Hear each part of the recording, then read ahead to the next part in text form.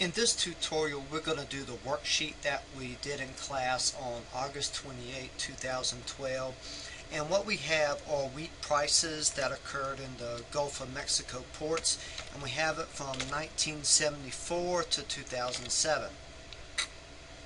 And as you can see, they occur for almost every day that wheat is traded or bought and sold. But it's also messy data in that sometimes there are missing values, and what the worksheet specifically asks for are histogram of wheat prices that occurred on or immediately after December 10th of each year.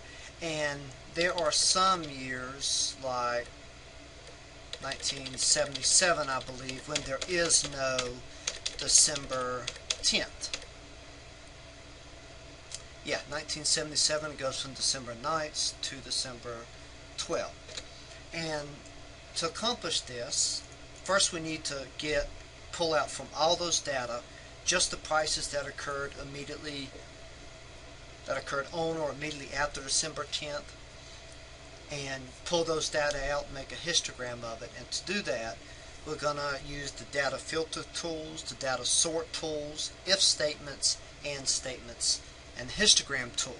Now I'm going to go through this pretty fast because there's a lot to do, there's a lot in it, and I don't want it to be too long, so you may have to pause and go back a little bit. But do know this is deliberately meant to be fast. Now first, whenever we have something that says we need, say, something on a particular day, December 10th, the first thing you might want to do is to use some data filter tools. And to show you that, let's first do this. Let's set up some new variables. One for year, month, and day. And what these are going to do, notice I'm using this year statement where I just type year and in parentheses select the date, and it'll go from that date and tell me the year. Similarly, for a month, I just type in equals month and in parentheses put the date, and it'll tell me the month that it occurs. And if I type day for day and in parentheses put the date, it'll tell me the day it occurred. These are a large data set. It actually has almost 9,000 rows, and so we want to copy and paste this all the way down, and we want to do it quickly, and we're going to do it like this. I'm going to select the whole row right there, or just these three. I'm going to copy, and then I'm going to move my cursor until it's in the lower right hand corner and it turns into a crosshair. See? Big crosshair. Then I double click and it's going to paste the dates all the way down. And we check to make sure it's working right. Indeed, this says on December 26, 2007, the year is 2007, the month is 12, the day is 26th. Now notice here we've gone all the way down to the data and we can't see the column headings anymore. I like those column headings to always be visible. So I'm going to go to the top of the data by holding down Control and pressing Home. I'm going to put my cursor, I'm going to select this row, or just put my cursor on the second row, and I'm going to do View, Freeze Panes. And now as I scroll down, that top row with the data label stays the same. Okay, now that we have the information on the dates, we might be tempted to just use data filters to say, just get me the prices for when it's December 10th. And to use the data filter tools, we just select the data labels at the top and we go data filter. And then this brings down some really convenient drop down boxes.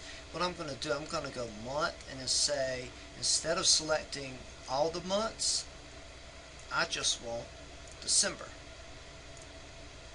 And instead of all the days, I only want December 10th. And when we do that, it at first seems to work very nicely for us, but notice that we're missing 1977 and 1978. The reason was there were no prices collected on December 10th. And so instead of just pulling out the instances when day equals the 10th, let's pull out the 11th and the 12th as well. And now we see for each year we get the price for December 10th or the closest date to it, or immediately after. 1977, there was no December 10th, there was no December 11th, but there was a December 12th. Now you can stop here and just use these data, copy and paste them to another sheet, and delete the rows you don't want. And that would work okay. It wouldn't take you that long, but you might be sometimes deal with a much larger data set than this. And in those cases, sometimes if statements can help you get there faster. So let's forget about the data filter tool for now. I'm going to go back to filter, and all I had to do on the data filter, click again, and it turned it off. What I want to do now is to create some variables that tells me when in each year, whether it's December 10th or immediately after December 10th. What I'm going to do is just watch what I do with the statement. And after I do the statement, it might become obvious to you why it works. I'm going to move this over here a little bit. So I'm going to do this. Equals, I'm going to say if the month is not equal to the 12th, if it's not December, enter a value of negative 200. I just want a large negative number. Otherwise, tell me, enter the value of whatever day it is minus 10. And you'll see why I do this in a minute. I've got that thing and I want to copy and paste it all the way down, so I just put my cursor there. I come to the lower right hand corner, double click, and it pastes all the way down. To see why this formula works, let me go down to December. Notice what happens here. Whenever it's December and it's before the 10th, our formula gave us negative values, because like 9 minus 10 is a negative number. But once it hits 0, 10 minus 10 is 0, 11 minus 10 is 1, it turns positive.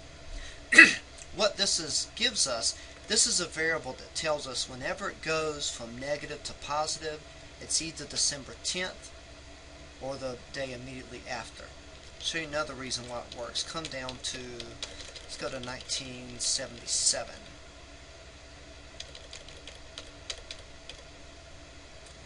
In 1977, it's the 8th and it's the 9th. There is no 10th, there is no 11th, but there is a 12. And now these numbers go from negative to positive. So whenever we go from a negative to a positive number in this row, that's the date we want for that year. Now I want to create an indicator variable over here that tells me when the number goes from negative to positive. So what I'm going to do is I'm going to just skip this row right here and go down to the second row of data. I'm going to create a statement, an AND statement, A and D. What you do with the AND statement, you enter two expressions and it tells you whether both are true or not. So AND means this is true and that's true. And tell me if that is less than 0, if it's a negative number, and if this is greater than or equal to 0.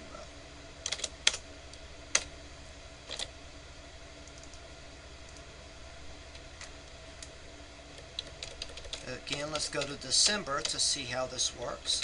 And notice what happens. Once it hits the December 10th, this thing goes from false to true. For a good reason. It was negative here. It's greater than or equal to 0 here. Over here,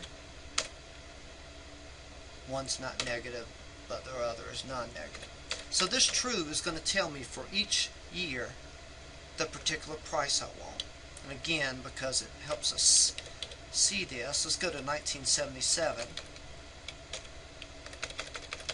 There was no December 10th. It goes from December 9th to 12th. And this tells us that this is the day we want, because we go from -1, a negative number, to 2, not a negative number, and that expression equals true.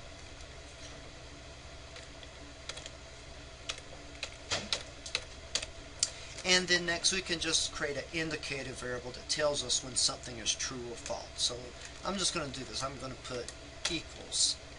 If this equals true, put the number 1. Otherwise, put the number 0. Copy and paste it all the way down.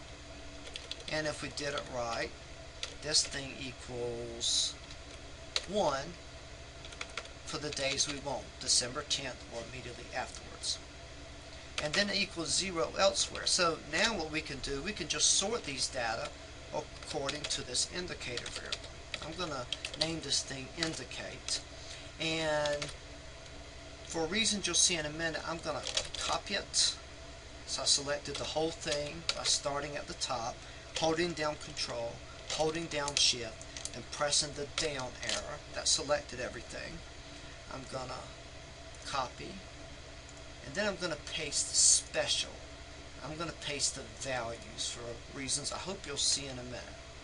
Now I'm going to sort these variables. I want to know when, I'm going to sort the variables according to whether indicate is 1 or 0. And I want 1 at the top. Here we go. I'm going to select all these data. I start at the column labels, and then to go from the top to the bottom, I'm going to hold down Control, hold down Shift, hit the down arrow. Actually, I'm going to select date too. I'm just going to select everything. Hold down Control, hold down Shift, down arrow. It takes me all the way to the bottom. Now I'm going to sort these data according to the value of the indicate variable. I'm going to go to Data, Sort. And I want to sort by column I, because that's where the indicate variable is. And I want to go from largest to smallest. I want it to give me first the variable where indicate equals 1. I'll do that. Go all the way back to the top by going Control, holding it down, Home. Now look what happens. It first sorts them according to indicate. And 1974, 75, 76, 77, and the date is either December 10th or immediately after, and I've got it for each year. Now I want to copy, now that we have the price data that we want, I want to copy it and paste it into a new sheet. Before that, I want to show you why I did a paste special for this indicate variable. Remember that indicate variable, it compared, say, this value to that value, or this one did actually. When we rearrange these rows, all these other rows get messed up. That's why we had to paste special, because we wanted the value of these indicate variables to stay the same even when we change the ordering of the rows. I'm going to insert a sheet by going to Insert,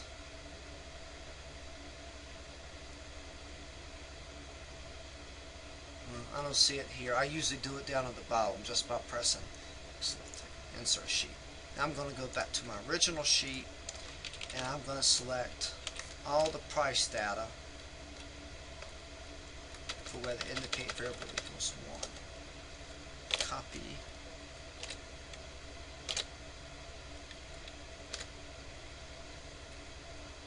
I want to do a quick check just to make sure I have each year between 1974 and 2007. So I'm going to go equals, take that year minus that year. If it increases by 1 every year like it should, all of these values should equal 1, and they do. Now that we have the